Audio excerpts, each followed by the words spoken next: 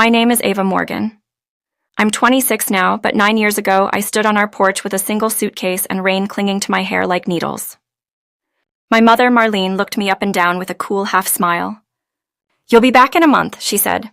My father, Harold, closed the door without a word. The click of the deadbolt felt like a verdict. Tonight my phone blazes with their missed calls. 30 stacked like tombstones. The roles have flipped. They need me. If you're listening, drop where you're tuning in from and hit subscribe. I'm about to tell you how a 16-year-old with nowhere to sleep became the one person her parents suddenly can't do without. From the curb, our Michigan house looked like a catalog spread. White fence, clipped hedges, and a golden retriever named Scout who knew how to give a paw on command. Inside, everything had a slot.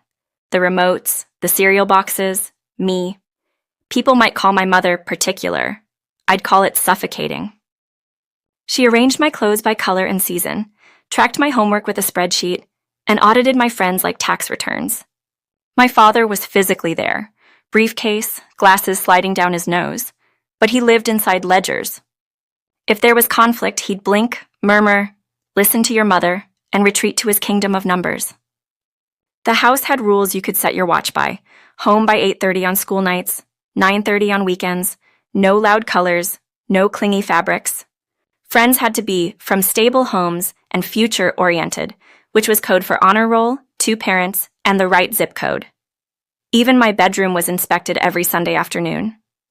She'd run a fingertip along the dresser, checking for dust like a forensic tech. I was good at school, but art was where my pulse lived. I sketched on napkins, margins, my arms if I ran out of paper.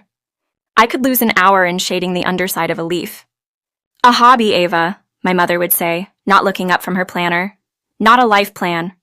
The Morgans produce professionals: medicine, law, finance. That is our standard." The only adult who truly saw me was my grandmother, my mother's mother, Ruth. She taught art for decades, and her tiny bungalow smelled like oil paint and peppermint tea. Saturdays, I'd bike 3 miles to sit beside her and mix color until the afternoon turned to gold. "You've got a voice already," she'd whisper. "Don't let anyone put a lid on it." At 15, I started micro-rebellions. 15 minutes past curfew. A coral sweater that made my mother purse her lips. I befriended Jenna, whose parents were divorced, a red flag in our household bylaws. Each infraction earned me a longer lecture and tighter surveillance. Then, when I turned 16, Ruth died after a sudden bout of pneumonia. The grief felt like a floor giving way. At the will reading, there was one surprise. Ruth left me her art supplies and $2,000 earmarked for Ava's art education. My mother's jaw tightened so hard I thought I heard enamel crack. It was the one time I saw her lose the thread. She considered it an act of betrayal from beyond the grave. Life at home grew cramped in a way that had nothing to do with square footage. Without Saturdays at Ruth's, the air got thin. I fought more with my mom. My dad vanished further into his office. "Your attitude is upsetting your mother," he'd say, the way people warn of incoming weather. Junior year arrived, and with it the assembly line of approved futures. My parents pre-selected 5 universities with serious pre-med tracks, and I nodded like a bobblehead, because in secret I was crafting something else. At Jenna's kitchen table, I used her laptop to apply to 3 art schools, the crown jewel being the Chicago Institute of Fine Arts. I built my portfolio at 2 a.m. I'd shaded by the glow of a desk lamp while the house slept. I used Ruth's money for application fees because asking my parents was never an option. The secret held for 4 months, until it didn't. One afternoon, my mother came home early from a committee meeting. I'd forgotten to close a tab on the family computer. When she sat to check email, the Chicago Institute admissions page stared back at her. I stepped through the door to a silence that had a blade in it. "What is this?" Her voice was soft and lethal. "I applied to art schools," I said, and for once didn't try to cushion the truth. "I used Grandma's funds." Her mouth trembled, not with sadness, with outrage. "Your grandmother had no right to meddle in decisions about your future." That night was the beginning of our war. Every dinner became a referendum on my life. She accused me of throwing away the Morgan legacy. My father, newly vocal, delivered a TED Talk on financial security. "Artists don't pay mortgages, Ava," he said. "Medicine is stable. Art is fantasy." I held my line because Ruth had put one under my feet. I had proof of my talent. And then came the email that lit up my world. The Chicago Institute said yes. Partial scholarship for my portfolio. I cried in the school library, palm clapped over my mouth. Jenna squealed and hugged me hard enough to bruise. For a naive minute, I believed the scholarship would act like a key for my parents, prove my path wasn't a whim. That night, after my mother's flawless pot roast and my father's small talk about the neighbors' hedges, I told them. They offered money, I said, voice shaking. They think I'm good. I want this. My father actually looked up from his phone. You applied without us? I did.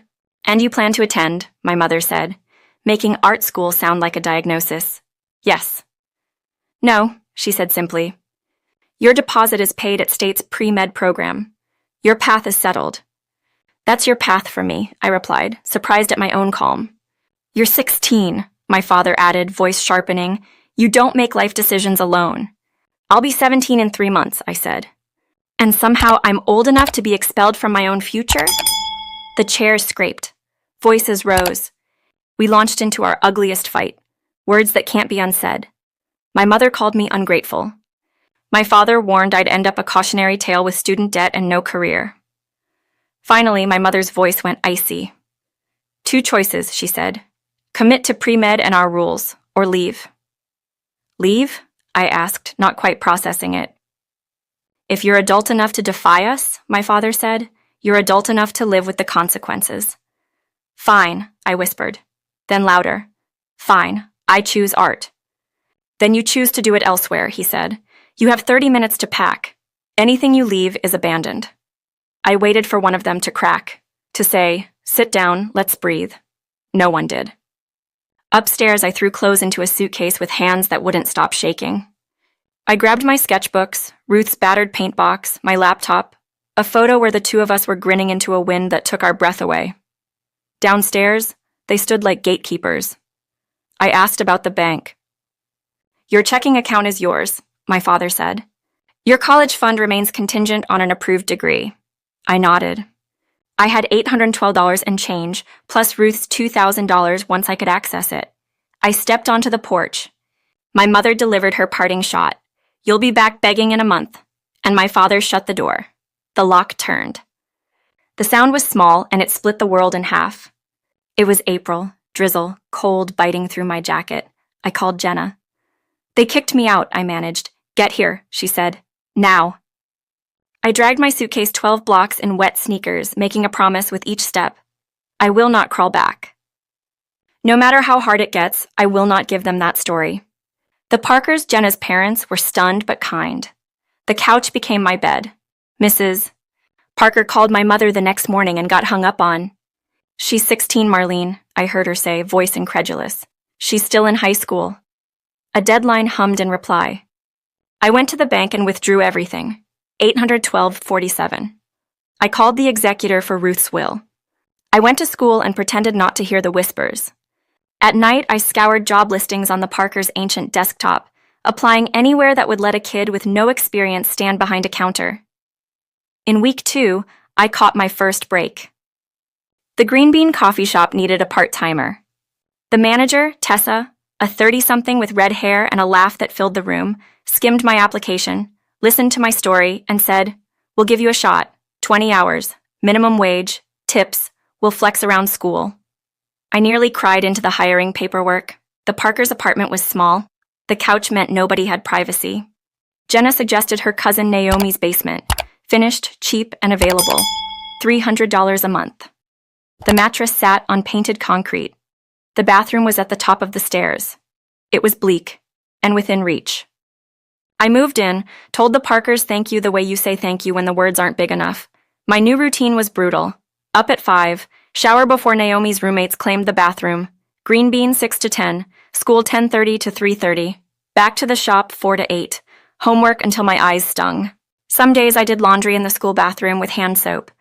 Some days my dinner was a granola bar donated by a sympathetic classmate. Once in a stall I cried so hard I saw stars. 16 is supposed to be prom fits and dumb crushes, not choosing between detergent and dinner. The Green Bean became more than a job, it became scaffolding. Tessa taught me espresso and adulthood in the same breath. Open your own bank account, she said. No cosigners. When you turn 17, start building credit the safe way. The regulars learned my name. The morning rush tipped generously. Afternoon students shared notes from classes I missed. Every day at 2, Mrs. Whitaker shuffled in for her Earl Grey, silver hair, sharp eyes that missed nothing. She noticed when my clothes repeated. She noticed when I skipped lunch. "You remind me of me at your age," she said once. Stubborn, which is just another word for determined. At the end of week 4, the week my mother said would break me, Mrs. Whitaker set down her teacup and spoke like she was offering weather. "My house is too big," she said. "The spare room sits empty. You could take it if you help with chores and my tyrant of a cat when I travel. No rent, just contribution." "Why?" I asked, floored. "Because sometimes people need a bridge," she said. "Be smart enough to cross it." That night, I moved from a basement to a bedroom that smelled like sunlight. Real bed, real desk under a window where morning gathered softly. I unpacked the same suitcase for the second time in a month and stood very still, letting the quiet sink in. I hadn't gone back. I hadn't begged. I was still in school, had a job, and, thanks to a stranger-turned-ally, had a door I could lock from the inside. For the first time since the porch, I let myself feel something other than fear. I felt possible. Living with Mrs. Whitaker changed the texture of my days. Her house was a creaky Victorian, the kind that sighed in winter and smelled like books and lemon oil in summer. My room had built-in shelves, a hand-stitched quilt, and a solid desk under a window that poured the kind of light artists dream about. "This used to be my daughter's," she said, setting a fresh bar of soap beside the sink. "She moved west. The room prefers ambition." We made a simple deal. I'd help with groceries, vacuuming, and the tyrant cat, Monty, an orange monarch with opinions, and in return I'd have a door that closed and a bed that didn't fold into a couch. With a safe place to sleep, I could finally look beyond the clock face of survival. I still opened at the Green Bean and hustled to school afterward, but the panic eased enough that I could hear myself think. A week into May, my guidance counselor, Ms. Reyes, called me in. "Your teachers are concerned," she said gently. "Absences, late work. Is something going on at home?" I took a breath and told the truth. I no longer lived at home. I was working nearly full-time, and I was holding myself together with espresso and stubbornness.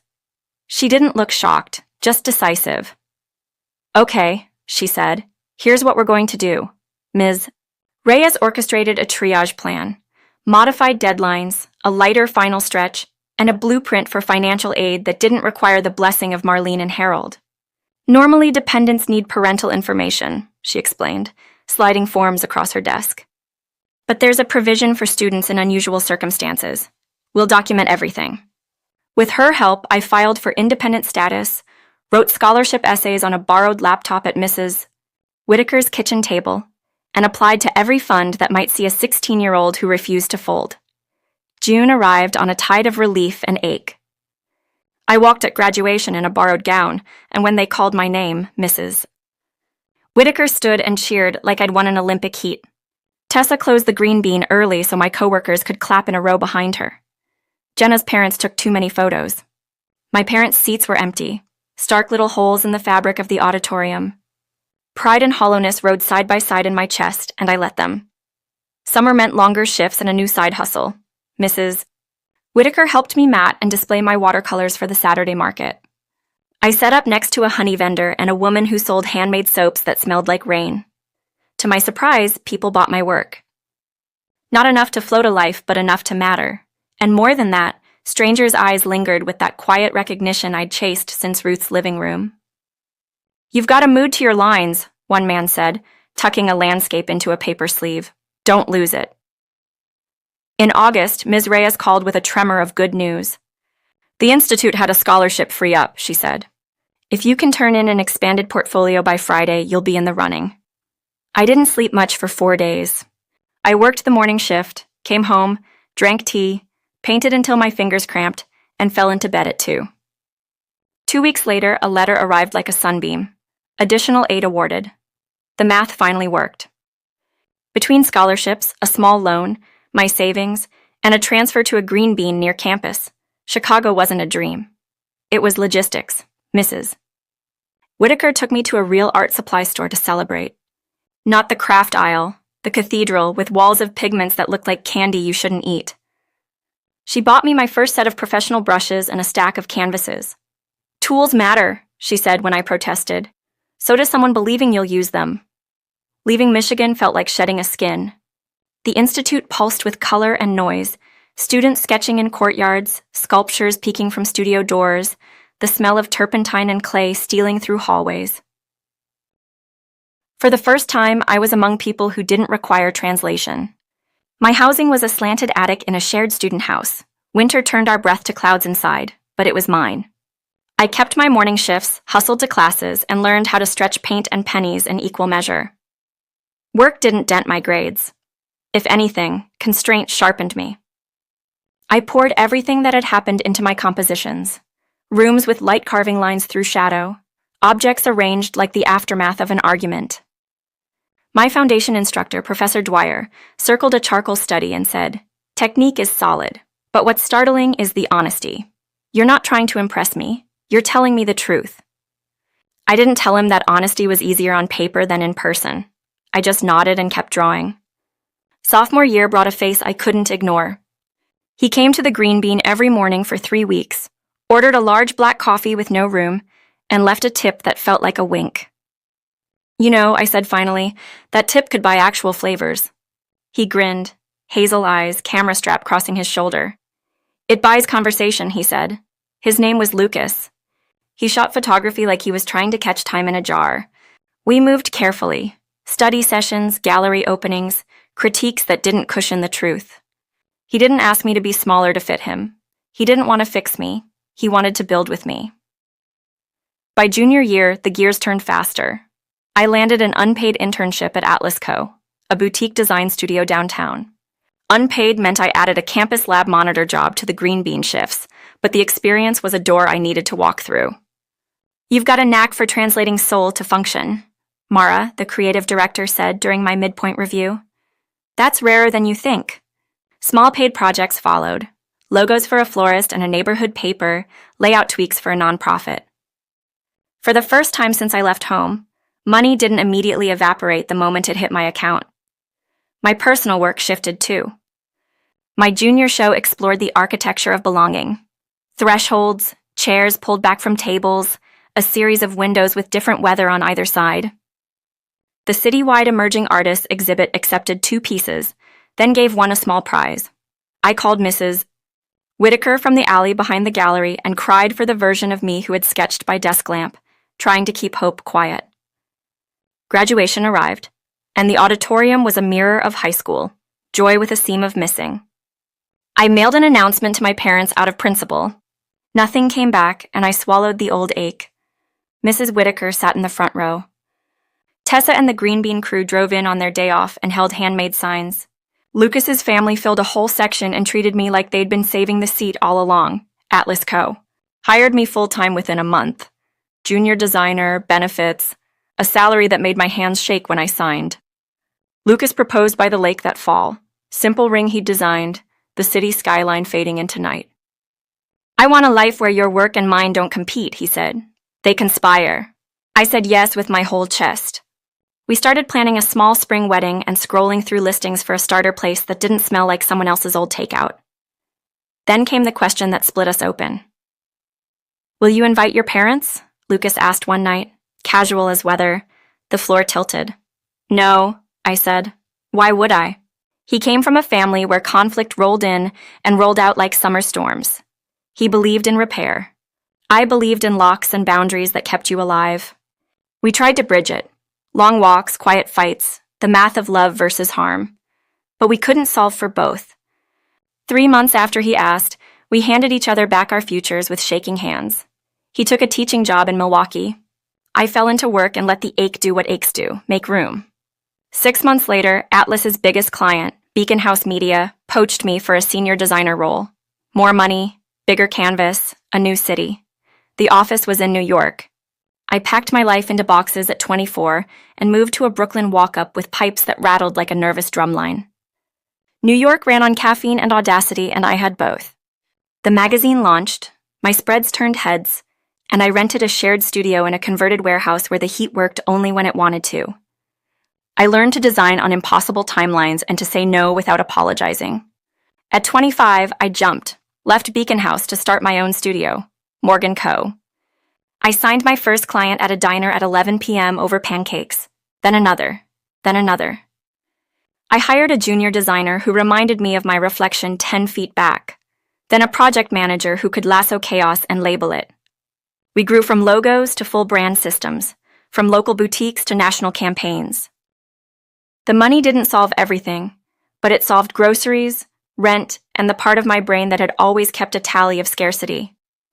Success didn't silence the oldest noise. I started therapy with Dr. Layton, a woman whose office had plants thriving in the dimmest corners. "You built a skyscraper out of grit," she said once. "Have you visited the teenager at the foundation to see if she's okay?" I didn't know how to answer. I kept showing up until honest answers arrived unforced. By 26, life felt proportioned. The studio was stable. I painted again for myself, not for juries. I had friends who didn't flinch at the word no, a chosen family thread stitched through cities and years. I had even begun to date, a gentler version of it. Sundays, I brewed tea and called Mrs. Whitaker.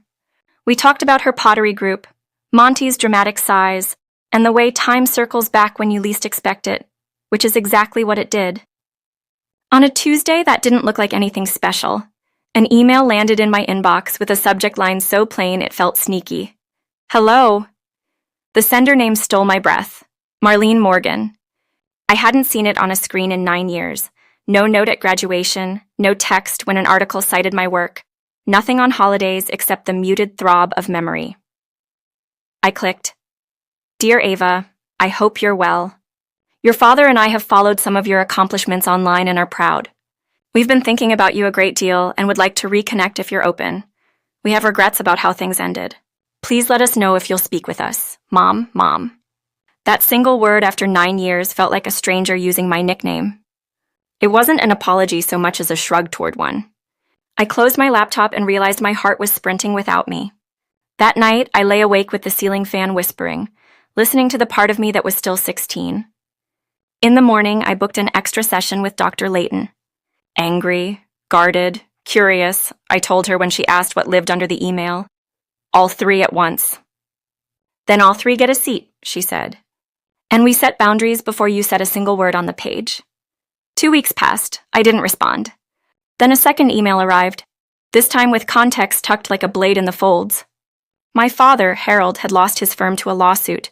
They were drowning in legal fees. Marlene had been diagnosed with breast cancer. Treatment costs were eating their savings. They wanted to talk as a family. Still no apology with bones in it, just a story of suffering that seemed to double as a doorbell. I didn't open the door. I did what I've learned to do. I gathered facts. A cousin filled in details over a hesitant phone call. The timing was a neon sign. Their sudden interest in my life had a price tag. The calls started next. Unknown numbers that revealed themselves as theirs. Daily, then hourly. I blocked them. They found another route. I consulted an attorney about a cease and desist, and she suggested a first step. A single, clearly bounded reply in writing. I wrote one sentence. "I've received your messages. I'm not available for calls. If you have specific matters to discuss, state them in writing." The answer came fast. They wanted to meet, in person, in New York. No. I typed it and let my finger rest on the period like a seal. If there was going to be a conversation, it would be on my terms and my timeline, with every exit marked and no ambiguity about what I would and would not give. And then, one voicemail made everything quiet. My father's voice, thinner than I remembered, asking for help to keep a roof over their heads and pay for chemo. Then my mother's voice tremoring on the word beg. 9 years ago, she predicted I'd be the one begging. Now the weather had turned. I sat with it, not out of spite, out of weight. The seesaw had never been level. It was finally my hand on the fulcrum. The email thread sat untouched for days, while I tried to untangle what justice and mercy look like when they share a border. My therapist's voice echoed, "Boundaries protect compassion, they don't cancel it." So I made a decision. I would meet them once on my ground, not theirs. No home visits, no emotional ambush. Just a conversation with sunlight, witnesses, and an exit I could see. When I told Mrs. Whitaker my plan, she looked at me over her glasses. "A public place," she said, "and wear something that reminds you who you've become, not who they remember." So I chose a quiet cafe downtown, the kind where the hum of espresso machines keeps everyone civil. I wore a slate gray blazer, the same one from my first design pitch, and the silver bracelet Mrs. Whitaker had given me when I left for college. My grounding talisman. They arrived 10 minutes early, and for a moment I didn't recognize them. Harold's shoulders had folded inward. Marlene's wig was cropped short and silver.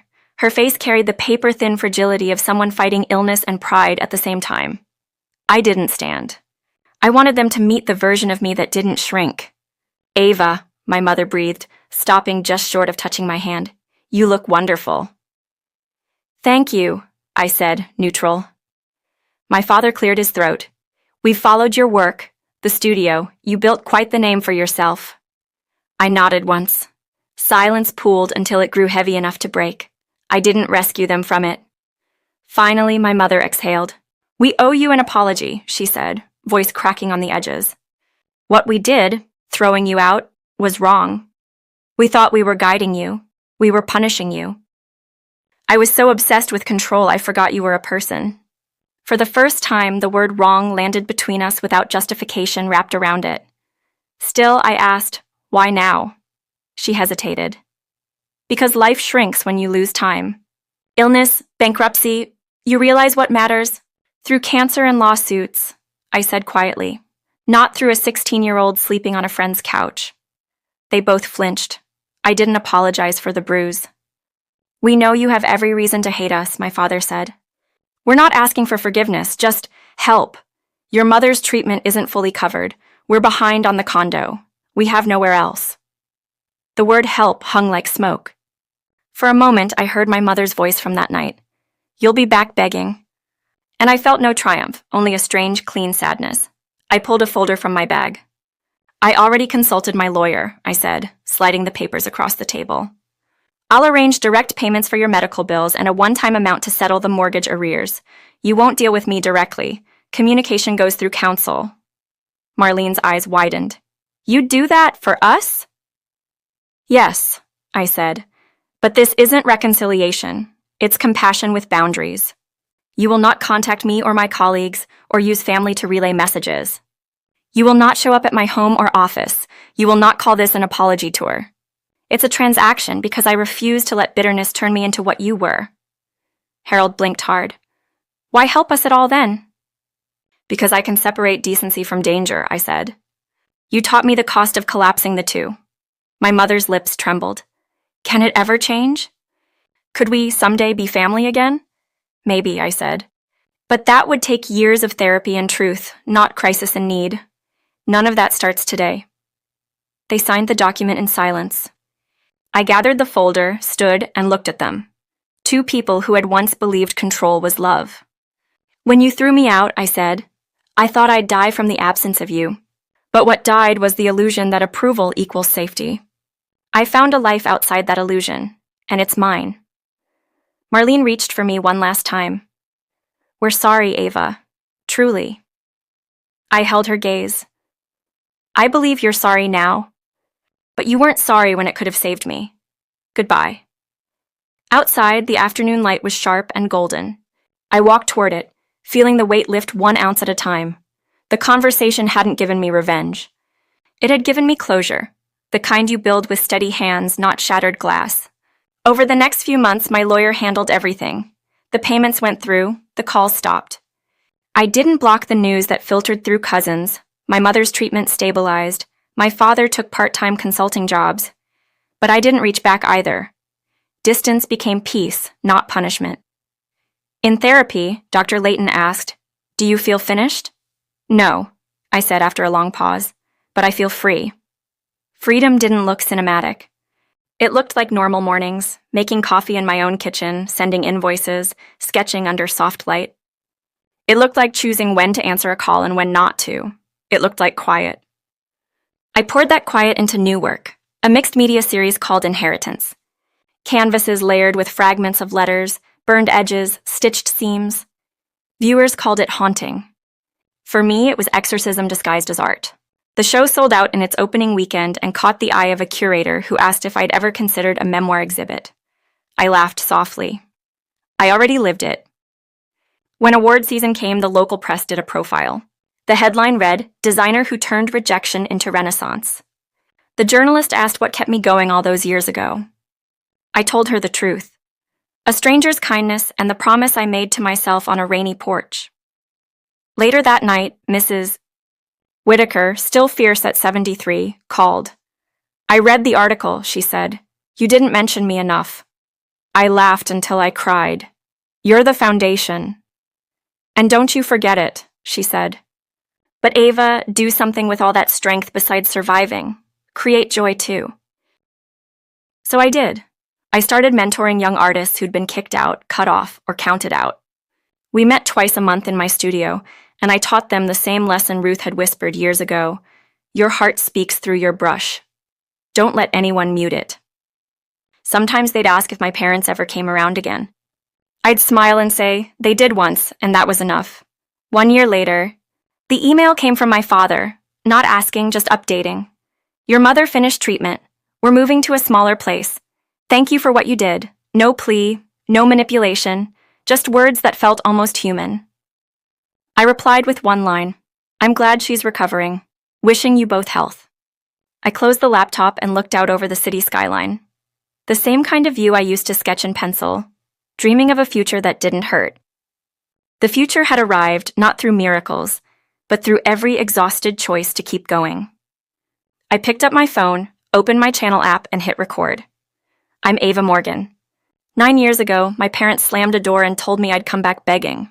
I never did. Instead, I built a life they couldn't imagine.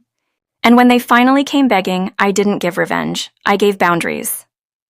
If you're watching this, remember, love without respect isn't love, and family without kindness is just genetics. Protect your peace. Build your own bridge. Tell me in the comments, have you ever had to choose between family expectations and your own freedom? And if this story spoke to you, subscribe. Because sometimes surviving isn't the end of the story, it's the art form. I set the phone down. The recording light blinked once and went dark. Outside, the city buzzed like a canvas full of possibility. I made tea, sat at my desk, and began sketching a new piece. 2 open doors facing opposite directions, sunlight spilling through both. Because sometimes closure isn't about shutting the door. It's about knowing you can walk away and still leave the light on.